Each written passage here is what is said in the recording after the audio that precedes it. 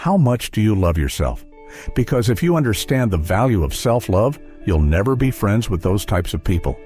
Most of the people out here are running around empty. They have no sense of self, no sense of self-love. When I say self-love, it has nothing to do with celebrity, money, materialistic things, and all of the things that your negative mind could probably go to. It has nothing to do with self-love. Has nothing to do with looks, nothing to do with cars, and any of the superficial things that one would assume that could make you love yourself even more. It's a matter of knowing your value. It's a matter of you saying, I don't have to be around these people in these types of environments and situations in order for me to finally see the value in myself. I love me independent of you loving me. I believe in me. I know my self-worth. I am here and I have a purpose. There is no value in having wisdom, knowledge, insight, spirituality, love. Every day I am a work in progress. A person who can forgive nothing is a person who is totally destroyed psychologically and emotionally. Forgive your parents. Forgive any relationship that you ever had that didn't work out. Forgive everyone else in your life that has ever hurt you in any way. Forgive yourself. Forgiveness is giving up the hope that the past could be any different. I think for myself, and I know many of you think forgiving means accepting what has happened to you. Well, it is accepting that it has happened to you, not accepting that it was okay for it to happen. It is accepting that it has happened, and now, what do I do about it? Forgiving is giving up the hope, not holding on, hoping, wishing that it could have been any other way than it actually was. Giving up the hope that the past could be any different. And when I got that, I think it took me to the next level of being a better person. Because I don't hold grudges for anything or any situation, and neither should you. It's letting go so that the past does not hold you prisoner, does not hold you hostage. See, life is cyclic. You're not what is. Whatever experience you're having right now, it has not come to stay. It has come to pass, not to stay, just to pass. It's just going through. The biggest challenge is to know what's happening. This is a part of this thing we call life. This too shall pass. And maintaining perspective, putting it in perspective. You have to be willing to break from the past to have the future you so desperately desire. You have to have the courage to allow yourself to honor the past as it was, to forgive those who need to be forgiven, to forgive yourself, and to acknowledge that everything led you to this point now. Everything, let it go, and begin to focus on developing myself. And I say to you, you're going to have people do things to you. Things are going to happen to you. And the most important thing is to harness your will and let it go and move so you can grow, so you can get on with your life. It doesn't matter about what happens to you. What matters is, what are you going to do about it? What are you going to do now? But if you want to begin to move into your own personal greatness, if you want to begin to really enjoy a happy, successful, healthy life, you've got to be willing to go against the tide. You've got to be willing to harness your will. So as you're in the process of reinventing your life, write a description of the kind of person that you want to be. What are the things that you must overcome? What qualities about your personality you know that you're going to have to change because those particular characteristics are liabilities to you? What are your assets? What are your strong points? Look at and evaluate yourself to make that determination. Other thing is that in order to get out of a rut, we need some coaching. Find some trusted critics, people that you know care about you and love you. There are some things that keep us from growing and getting out of ruts. Number one, we identify with feedback. We take it personal when someone wants to give us some feedback on where we are falling short and tell us about our blind spots. We want to have everything being positive about us. We're not perfect. It hurts. I have a friend who's a trusted critic. I don't like him, but I love him. He doesn't tell me the things I want to hear. He tells me what I need to hear so I can grow. It hurts. It hurts when he puts me on the hot seat. I can't stand it, but that's the only way that I can grow. And I'm glad that he loves me enough to risk our friendship to tell me what I need to hear, not what I want to hear. High performers are not dissatisfied strivers. They're not. They're happy. High performers are happier than their peers. We all believe that to get to the top, it's going to be lonely at the top.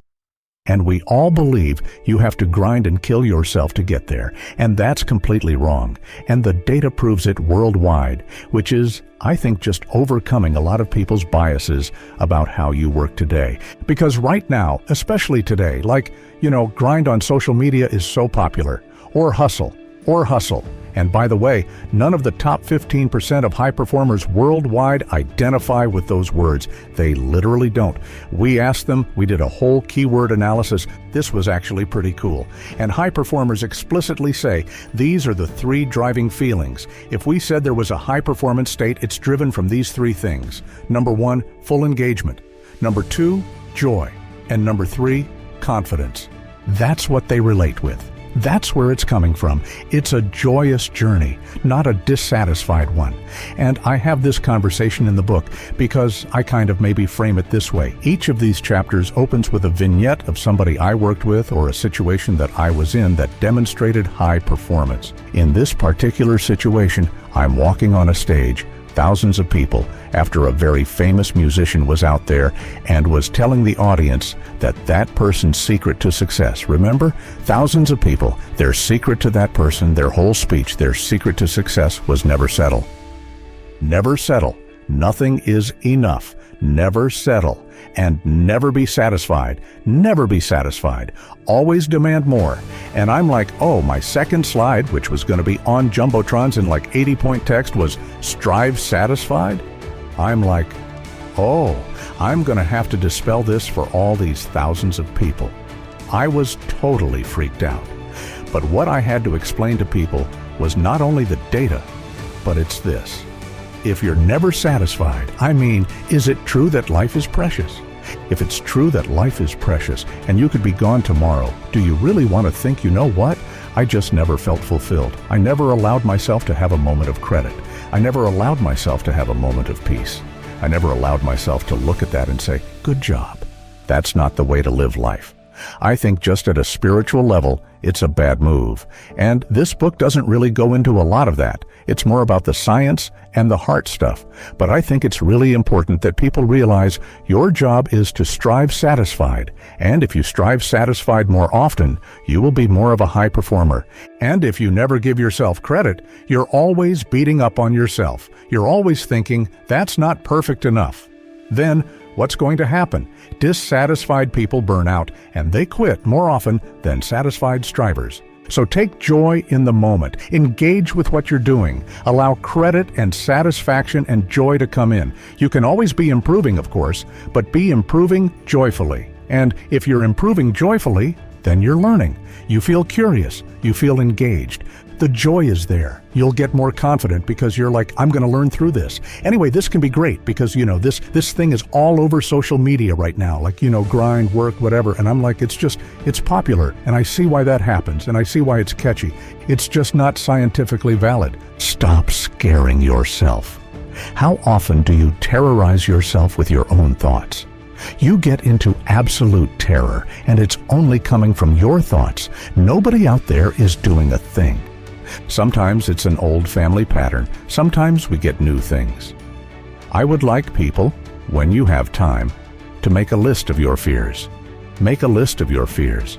And then give yourself the opportunity to turn each fear into a positive affirmation. Turn each one into something positive. And remember, always, you are in charge. You are always in charge. See, one idle thought doesn't make a whole lot of difference. Thoughts are like drops of water. You drop a drop of water and it doesn't mean much. But if you keep dropping and keep dropping, you get a puddle on the floor. And then you can get a little pond and a lake. And finally, you can create an ocean. And with our own thoughts, we can drown in a sea of negativity, or we can float on the ocean of life. And it's up to us. The thoughts we think accumulate. And what sort of puddles are you standing in? Or are you up to here? Or are you up to here and trying to paddle?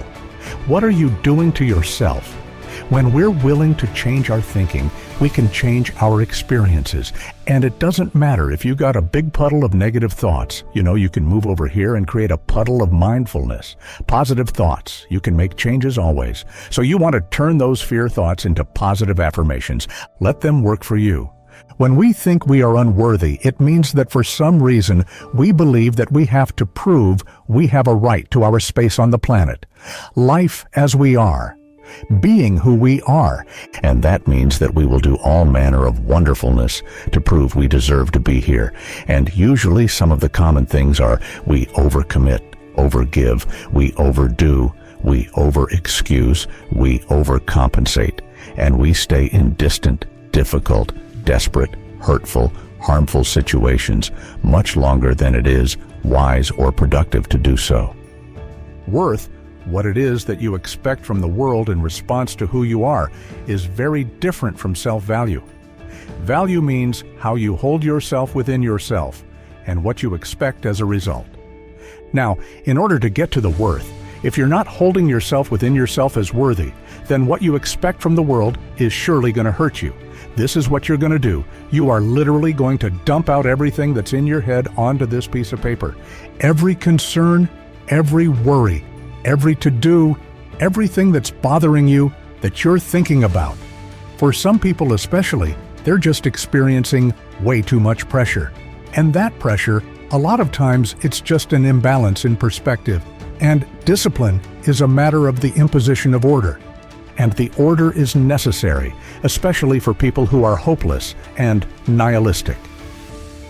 Your work is going to fill a large part of your life, and the only way to be truly satisfied is to do what you believe is great work. Most people do it for survival. We need to feed our families. We need to survive. It's our career, okay? We have to do it. But to wake up with my feet and my fingers tingling and say, wow, I have this to do. I have that to do today. And it's an amazing feeling, and I don't take it for granted.